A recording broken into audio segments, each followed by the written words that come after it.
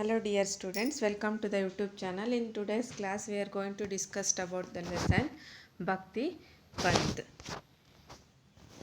So in this chapter we learn about the Ramanand, Chaitanya, Guru Nanak, Bhakti Panth in Karnataka, the effects of the Bhakti Panth and the main features of the Bhakti Panth. ಈ ಒಂದು ಪಾಠದಲ್ಲಿ ನಾವು ರಾಮಾನಂದರು, ಚೈತನ್ಯರು, ಗುರುನಾನಕರು ಮತ್ತು ಭಕ್ತಿ ಪಂಥ ಕರ್ನಾಟಕದಲ್ಲಿ ಯಾವ ರೀತಿ ತನ್ನ ಪ್ರಭಾವವನ್ನು ಬೀರ್ತು ಮತ್ತು ಭಕ್ತಿ ಪಂಥದ ಲಕ್ಷಣಗಳೇನು, ಗುಣಗಳೇನು ಅದರ ಬಗ್ಗೆ ತಿಳ್ಕೊಳ್ತಾ ಹೋಗ್ತೇವೆ. So the emergence of the Bhakti movement is an important feature of the medieval India. The concept of the Bhakti means the salvation, has found an important place in the tradition of the Indian religious and the spiritual thoughts. In addition of the Indian spiritual thought, various paths of attaining the moksha have been advocated. ಮೋಕ್ಷವನ್ನು ಪಡಿಬೇಕಂದ್ರೆ ಅನೇಕ ಮಾರ್ಗಗಳಲ್ಲಿ ಮೋಕ್ಷವನ್ನು ಪಡಿಬೋದು ಅನ್ನೋದಕ್ಕೋಸ್ಕರ ಅನೇಕ ರೀತಿಯಾಗಿ ಅನೇಕ ಜನರು, ಅನೇಕ ಧರ್ಮಗಳು, ಅನೇಕ ಗ್ರಂಥಗಳನ್ನು ಅವಲಂಬಿಸಿ ಮೋಕ್ಷವನ್ನು ಪಡಿತಾ ಹೋಗ್ಬೋದು ಅಂತ ಹೇಳ್ತಾ ಹೋಗ್ತಾರೆ. ಸೊ ಅದರಲ್ಲಿ ಕೆಲವು ಮುಖ್ಯವಾದಂಥವ್ರ ಬಗ್ಗೆ ಇವತ್ತಿನ ತರಗತಿಯಲ್ಲಿ ನಾವು ತಿಳ್ಕೊಳ್ತೀವಿ. ಭಕ್ತಿ ಅಂತಕ್ಕಂಥದ್ದನ್ನು ಪಡಿಬೇಕು ಅಂತಂದರೆ ಮಧ್ಯಕಾಲೀನ ಭಾರತದಲ್ಲಿ ಅನೇಕ ಒಂದು ದಾರಿಗಳನ್ನು ಮತ್ತು ಅನೇಕ ಗುರುಗಳು ಬಂದು ಹೋಗ್ತಾರೆ. ಅದರ ಬಗ್ಗೆ ನಾವು ಇವತ್ತಿನ ದಿನ ನೋಡೋಣ. ದ ಕಾನ್ಸೆಪ್ಟ್ ಆಫ್ ಭಕ್ತಿ has found an important place in the tradition of the Indian religious and the spiritual thought. ಭಾರತದಂತಹ ಒಂದು ದೇಶಗಳಲ್ಲಿ, ಧಾರ್ಮಿಕವಾಗಿರ್ತಕ್ಕಂತಹ ದೇಶದಲ್ಲಿ ಒಂದು ಧಾರ್ಮಿಕ ನಂಬಿಕೆಗಳು ಮತ್ತು ಅದರದೇ ಆಗಿರ್ತಕ್ಕಂತಹ ಒಂದು ಯೋಚನೆಗಳ ಮೂಲಕ ಒಂದು ಆಧ್ಯಾತ್ಮಿಕವಾಗಿ ಜನರು ಭಕ್ತಿಯನ್ನು ಪಡಿತಾ ಮೋಕ್ಷವನ್ನು ಪಡಿತಕ್ಕಂತಹ ಮಾರ್ಗವನ್ನು ಹುಡುಕೊಂಡು ಹೋದರು ಅಂತ ಹೇಳ್ಬೋದು. ಸೊ ಆ್ಯಸ್ ಎ ರಿಸಲ್ಟ್ ಜ್ಞಾನ ಮಾರ್ಗ, ಭಕ್ತಿ ಮಾರ್ಗ, ಕರ್ಮ ಮಾರ್ಗ, ಯಜ್ಞ ಮಾರ್ಗ have been considered as the important parts. ಆ ಥರ ಭಕ್ತಿ ಮಾರ್ಗವನ್ನು ಪಡೆಯತಕ್ಕಂಥದ್ರಲ್ಲಿ ಜ್ಞಾನ ಮಾರ್ಗ, ಭಕ್ತಿ ಮಾರ್ಗ, ಕರ್ಮ ಮಾರ್ಗ, ಯಜ್ಞ ಮಾರ್ಗ ಅಂತಕ್ಕಂತಹ ಪ್ರಮುಖವಾದಂತಹ ವಿಧಗಳನ್ನು, ದಾರಿಗಳನ್ನು ಜನರು ಕಂಡ್ತಾ ಹೋದರು. The various philosophers and the social reforms advocated the liberal ಭಕ್ತಿ ಪಾಂತ್. ಅನೇಕ ರೀತಿಯಾಗಿರ್ತಕ್ಕಂತಹ ಒಂದು ಫಿಲಾಸಫರ್ಸು, ತತ್ವಜ್ಞಾನಿಗಳು ಮತ್ತು ಧಾರ್ಮಿಕ ಸುಧಾರಕರು, ಧಾರ್ಮಿಕ ಚಿಂತಕರು ಭಕ್ತಿ ಮಾರ್ಗವನ್ನು ನಮಗೆ ಒಂದು ಬೋಧನೆಯನ್ನು ಮಾಡ್ತಾ ಹೋಗಿದ್ದಾರೆ ಹಿಂದಿನ ಕಾಲದಿಂದಲೂ. ದ ಭಕ್ತಿ means the pure faith in god. Surrender oneself to the God and pure faith in the God was emphasized. They tried to indicate the sense of the brotherhood among the people and also advocated the equality of all religions. They never engaged in any rituals. ಭಕ್ತಿ ಅಂತಕ್ಕಂಥದ್ದು ಒಂದು ನಂಬಿಕೆ, ದೇವರಲ್ಲಿರ್ತಕ್ಕಂತಹ ಒಂದು ನಂಬಿಕೆನೇ ಒಂದು ಭಕ್ತಿ ಅಂತ ಹೇಳ್ತಾ ಹೋಗ್ತಾರೆ. Ones who surrendered the god himself they faith in the god. ಯಾರು ತನ್ನನ್ನು ತಾನು ದೇವರಿಗೆ ಅರ್ಪಿಸ್ಕೊಳ್ತಾನೋ ಅವನು ಮಾತ್ರ ಒಂದು ದೇವರಲ್ಲಿ ಲೀನ ಆಗೋದಕ್ಕೆ, ಆತ್ಮದಲ್ಲಿ ಸೇರೋದಕ್ಕೆ ಸಾಧ್ಯ. ಈ ಒಂದು ಆತ್ಮಕ್ಕೆ ಯಾವಾಗ ಮುಕ್ತಿ ದೊರೆಯುತ್ತೋ, ಮೋಕ್ಷವನ್ನು ದೊರೆಯುತ್ತೋ, ಆಗ ಅವನ ಆತ್ಮ, ಅವನ ಒಂದು ಜನ್ಮ ಸಾರ್ಥಕ ಆಗುತ್ತೆ. ಆಗ ಮತ್ತೆ ಅವನಿಗೆ ಪುನರ್ಜನ್ಮ ಅಂತಕ್ಕಂಥದ್ದು ಸಿಗೋದಿಲ್ಲ. They try to indicate the sense of brotherhood among the people. ಜನರಲ್ಲಿ ಸಹೋದರತ್ವ ಭಾವವನ್ನು ಮೂಡ್ತಕ್ಕಂಥದ್ದೇ ಭಕ್ತಿ. And also advocated the equality of the religions. ಎಲ್ಲ ಧರ್ಮಗಳಲ್ಲೂ ಸಮಾನತೆಯನ್ನು ಕಾಣ್ತಕ್ಕಂಥದ್ದು ಕೂಡ ಭಕ್ತಿಯ ಒಂದು ಮಾರ್ಗ ಆಗಿದೆ. They never engaged in rituals. ಅವು ಮೂಢನಂಬಿಕೆಗಳ ಅಗರಗಳು ಆಗಬಾರದು.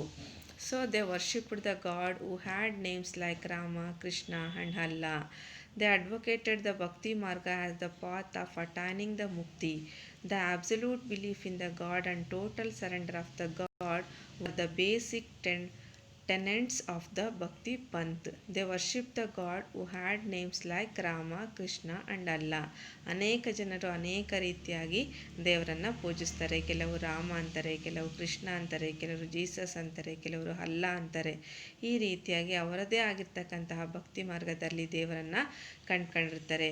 ಭಕ್ತಿ ಅಂತಕ್ಕಂಥದ್ದು ಮುಕ್ತಿಯನ್ನು ಪಡೀಲಿಕ್ಕೆ ಇರ್ತಕ್ಕಂಥ ಒಂದು ಪ್ರಮುಖವಾಗಿರ್ತಕ್ಕಂತಹ ಮಾರ್ಗ. ಯಾರು ಸಂಪೂರ್ಣವಾಗಿ ತಮ್ಮನ್ನು ತಾವು ಅರ್ಪಿಸ್ಕೊಳ್ತಾರೋ ದೇವರಿಗೆ, ಅವರಿಗೆ ಮಾತ್ರ ಮೋಕ್ಷ ದೊರೆಯುತ್ತೆ. ಅವರು ಮಾತ್ರ ಒಂದು ಬೇಸಿಕ್ ಒಂದು ಭಕ್ತಿಯ ಒಂದು ಪ್ರಾಮುಖ್ಯತೆಯನ್ನು ತಿಳ್ಕೊಳ್ಳೋದಕ್ಕೆ ಸಾಧ್ಯ ಆಗುತ್ತೆ. So Sufism grew as parallel development of the Bhakti Panth in Islam.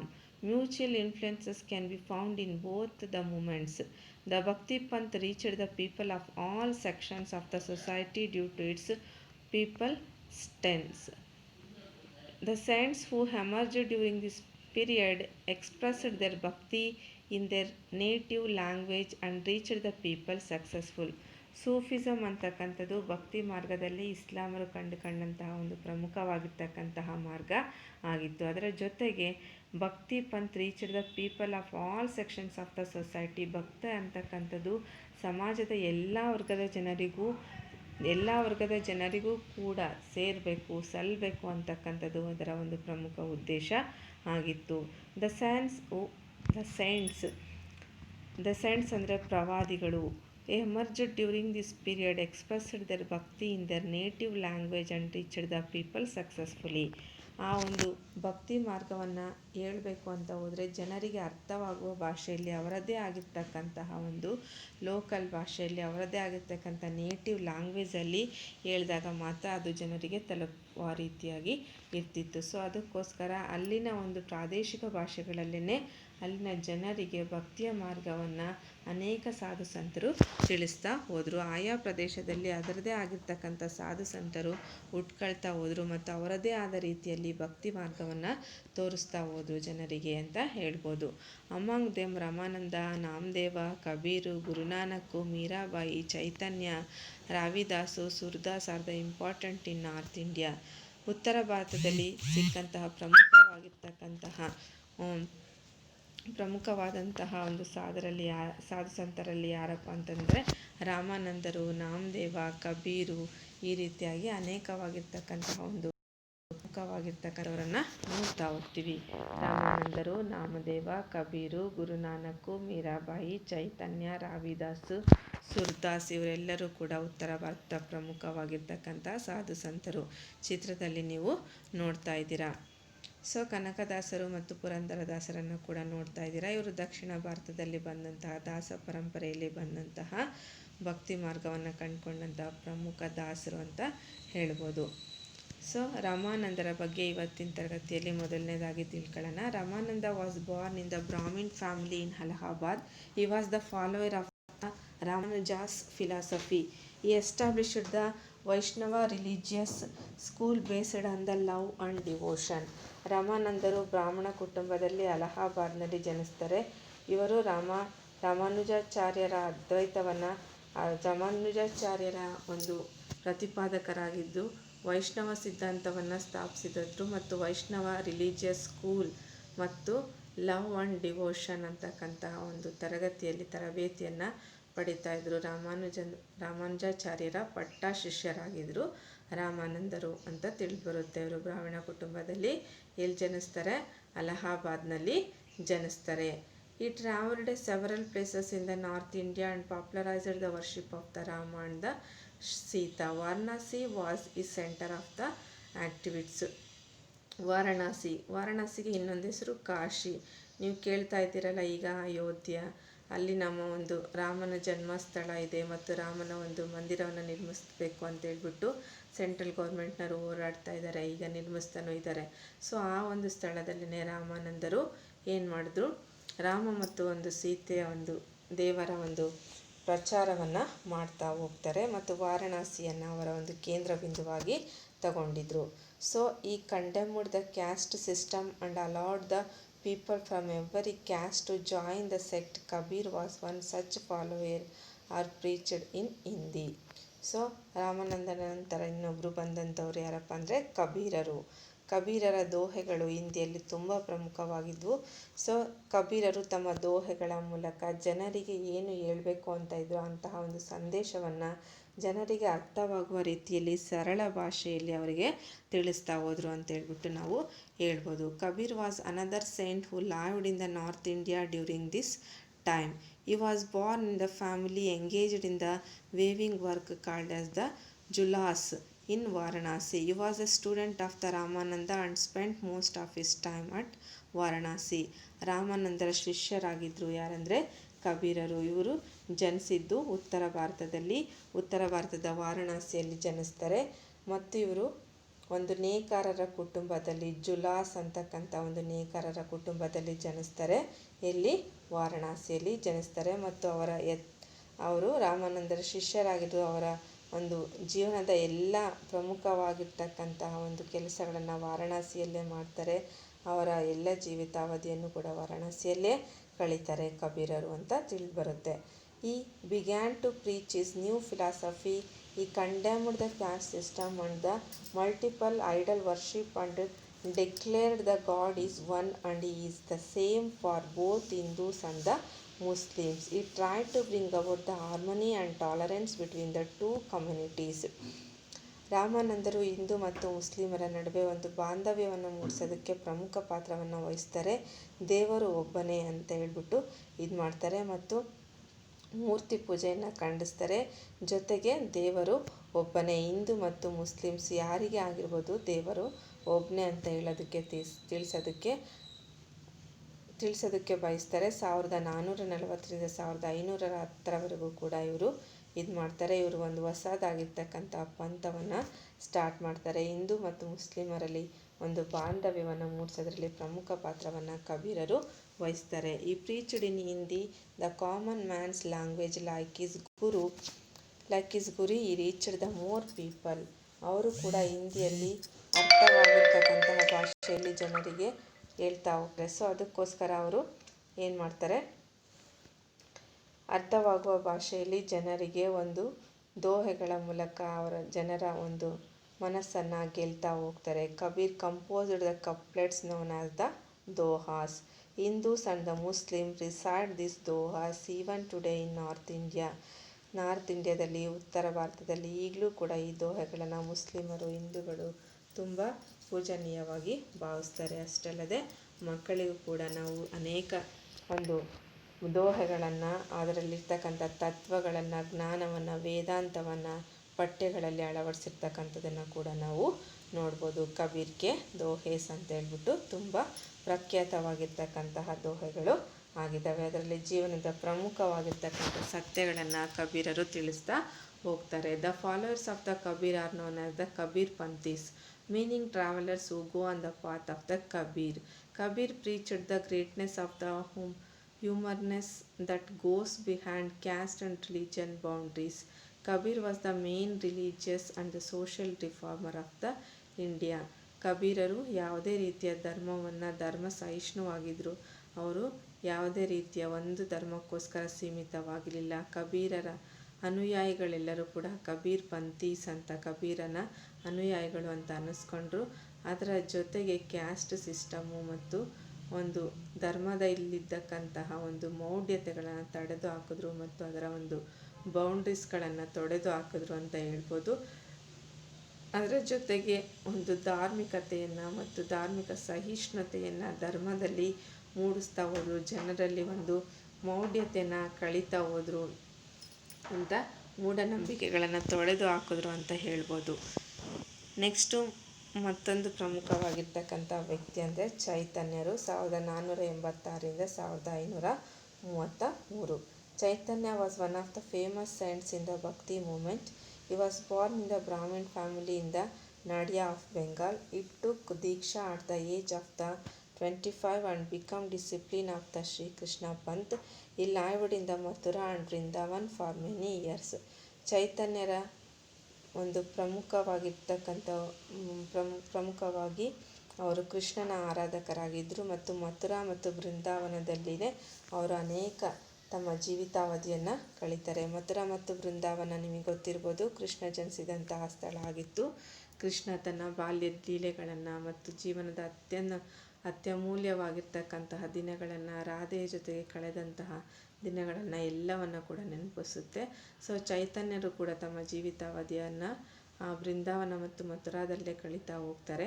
So it took diksha at the age of 25 and become discipline of the Shrikrishna panth. Shrikrishna ಪಂಥದ ಅನುಯಾಯಿಯಾಗಿ 25ನೇ ವಯಸ್ಸಿನಲ್ಲಿ ಅವರು ದೀಕ್ಷೆಯನ್ನು ಪಡಿತಾರೆ. ಬ್ರಾಹ್ಮಣ ಕುಟುಂಬದಲ್ಲಿ ನಾಡಿಯಾ ಆಫ್ ಬೆಂಗಾಲ್ನಲ್ಲಿ ಜನಿಸ್ತಾರೆ ಮತ್ತು ಪ್ರಮುಖವಾಗಿರ್ತಕ್ಕಂತಹ ಭಕ್ತಿ ಪಂಥದ ರೂವಾರಿಗಳು ಕೂಡ ಚೈತನ್ಯರು ಆಗಿದ್ದರು. ಈ preached the difference of the caste can be removed by the discipline and the man becomes the pure truth of devotion.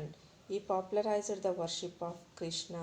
He composed many devotional songs and praise of the Krishna. ಇವರು ಜಾತೀಯತೆಯನ್ನು ತೊಡೆದು ಹಾಕಬೇಕು ಅಂತ ಪ್ರಯತ್ನ ಪಟ್ಟರು. ಕೃಷ್ಣನ ಆರಾಧಕರಾಗಿದ್ದರು. ಕೃಷ್ಣನ ಒಂದು ಮೂರ್ತಿ ಪೂಜೆಯನ್ನು ಆರಾಧಿಸ್ತಿದ್ರು. ಕೃಷ್ಣನೇ ಎಲ್ಲದಕ್ಕಿಂತ ಪ್ರಮುಖವಾದಂತಹ ದೈವ. ಕೃಷ್ಣನೇ ಈ ಒಂದು ಪ್ರಪಂಚದ ಒಂದು ಮೂಲ ಅಂತ ಹೇಳ್ತಾ ಹೋದರು. ಅದರ ಜೊತೆಗೆ ಅವರ ಒಂದು ಹಾಡುಗಳಲ್ಲಿ ಮತ್ತು ಅವರ ಒಂದು ಕವಿತೆಗಳಲ್ಲಿ, ಅವರ ಒಂದು ವೇದಾಂತದಲ್ಲಿ ಕೃಷ್ಣನನ್ನು ಆರಾಧಕರಾಗಿ ಸ್ವೀಕರಿಸ್ತಾ ಬಂದರು. ಕೃಷ್ಣನೇ ನನ್ನ ಪರದೈವ ಅಂತೇಳ್ಬಿಟ್ಟು ಹೇಳ್ತಾ ಬರ್ತಾರೆ. He opposed the caste system and attempt to bring about the sense of the brotherhood among the people. ಜನರಲ್ಲಿ ಸಹೋದರತ್ವದ ಭಾವನೆಯನ್ನು ಮೂಡಿಸಿದ್ರು ಮತ್ತು ಜಾತಿ ಪದ್ಧತಿಯನ್ನು ತೊಲೆದಾಕ್ಸಿದ್ರು. The philosophical thoughts and teachings are collected in the book called the Chaitanya Chaitamrita. ಇವರ ಬರೆದಿರ್ತಕ್ಕಂತಹ ವೇದಾಂತವನ್ನು ಮತ್ತು ವೇದಾಂತ ಸಂಗ್ರಹವನ್ನು, ಒಂದು ಫಿಲಾಸಫಿಗಳನ್ನು ನಾವು ಚೈತನ್ಯ ಚೈತಾಮೃತ ಅಂತಕ್ಕಂತಹ ಪುಸ್ತಕದಲ್ಲಿ ನೋಡ್ರಿ. ಇಲ್ಲಿ ಪುಸ್ತಕವನ್ನು ಕೊಟ್ಟಿದ್ದಾರೆ. ಈ ಪುಸ್ತಕ ಈಗ ಏನು ನಾವು ಇಸ್ಕಾನ್ ಅಂತ ಕರಿತೀವಲ್ಲ, ಶ್ರೀಕೃಷ್ಣನ ಒಂದು ಆರಾಧನೆಯನ್ನು ಮಾಡ್ತಕ್ಕಂಥವ್ರು, ಅಲ್ಲಿ ನಮಗೆ ಈ ಪುಸ್ತಕ ಸಿಗುತ್ತೆ. ಈ ಒಂದು ಪುಸ್ತಕದಲ್ಲಿ ಅವರು ಒಂದು ಕೃಷ್ಣನ ಬಗ್ಗೆ ಬರೆದಿರ್ತಕ್ಕಂತಹ ಪ್ರತಿಯೊಂದನ್ನು ಕೂಡ ನೋಡ್ತಾ ಹೋಗ್ಬೋದು. ಮತ್ತು ಇನ್ನೊಬ್ಬ ಪ್ರಮುಖವಾಗಿರ್ತಕ್ಕಂಥ ವ್ಯಕ್ತಿ ಅಂದರೆ ಗುರುನಾನಕರು. ಗುರುನಾನಕರು 1469ರಿಂದ 1539 ಇರ್ತಾರೆ. So another advocated of the Bhakti movement was Guru Nanak, who had the religious learning right from childhood. He was born in Talwadi, which is known in Pakistan now. After traveling around for many years, he established the religious center in the Kartanapur in the river Ravi banks. ಮತ್ತೊಂದು ಪ್ರಮುಖವಾಗಿರ್ತಕ್ಕಂತಹ ವ್ಯಕ್ತಿ ಅಂದರೆ ಗುರುನಾನಕರು. 1469ರಿಂದ 1539 ಕೂಡ ಇವರು ನಾವು ನೋಡ್ಬೋದು. ಇವರು ತಲವಾಡಿ ಅಂತಕ್ಕಂತಹ ಒಂದು ಪ್ರದೇಶದಲ್ಲಿ ಜನಿಸುತ್ತಾರೆ. ತಲವಾಡಿ ಅಂತಕ್ಕಂಥದ್ದು ಈಗಿನ ಪಾಕಿಸ್ತಾನದಲ್ಲಿ ನಾವು ನೋಡ್ಬೋದು. ಅದರ ಜೊತೆಗೆ ಇವರು ಎಲ್ಲ ಪ್ರಮುಖವಾಗಿರ್ತಕ್ಕಂತಹ ಧಾರ್ಮಿಕ ಕ್ಷೇತ್ರಗಳಿಗೆ ಭೇಟಿ ನೀಡ್ತಾರೆ ಮತ್ತು Kartarpur on river Ravi banks established the many. Kartarpur ಅಂತಕ್ಕಂತಹ ಒಂದು ರಾವಿ ನದಿಯ ದಡದಲ್ಲಿ ಇವರು ತಮ್ಮ ಒಂದು ಧರ್ಮ ಬೋಧನೆಯನ್ನು ಮಾಡ್ತಾರೆ ಅಂತ ಹೇಳ್ಬಿಟ್ಟು ತಿಳಿದು ಬರುತ್ತೆ. He made his followers to sit and eat together irrespective of the caste and the creed. He started the langar, a community kitchen where food is prepared and the cathedral to all. This became the sacred place for all followers. It is later called as the Gurudwara. ಇವರು follow ಮಾಡಿದಂತಹ ಧರ್ಮ ಸಿಖ್ ಧರ್ಮ ಅಂತ ಹೇಳ್ಬಿಟ್ಟು ಕರಿತೀವಿ. ಸಿಖ್ಖರು ಇದನ್ನು follow ಮಾಡ್ತಾರೆ. ಇದರಲ್ಲೂ ಕೂಡ ಮುಸ್ಲಿಮು, ಹಿಂದೂಗಳು ಎರಡನ್ನೂ ಕೂಡ ನೋಡ್ಬೋದಾಗಿದ್ದು, ಯಾವುದೇ ಒಂದು ಧರ್ಮದ ಭೇದ ಭಾವ ಇಲ್ಲದೇ ಅವರು ಎಲ್ಲರನ್ನೂ ಕೂಡ ಒಂದೇ ರೀತಿಯಾಗಿ ಕಾಣ್ತಾ ಇದ್ದರು. ಅವರು ಲ್ಯಾಗರ್ ಅಂತಕ್ಕಂತಹ ಒಂದು ತಾವೇ ಪ್ರಿಪೇರ್ ಮಾಡಿದಂತಹ, ತಾವೇ ತಯಾರಿಸಿದಂತಹ ಊಟವನ್ನು ಉಣಬಡಿಸ್ತಾ ಇರ್ತಾರೆ. ಸೊ ಎಲ್ಲರೂ ಜಾತಿಯ ಧರ್ಮವಿಲ್ಲದೆ ಕೂತು ಊಟ ಮಾಡ್ತಕ್ಕಂತಹ ಒಂದು ಸ್ಥಳವೇ ಮುಂದಿನ ಒಂದು ಗುರುದ್ವಾರ ಅಂತೇಳ್ಬಿಟ್ಟು ಅನ್ನಿಸ್ಕೊಳ್ತು.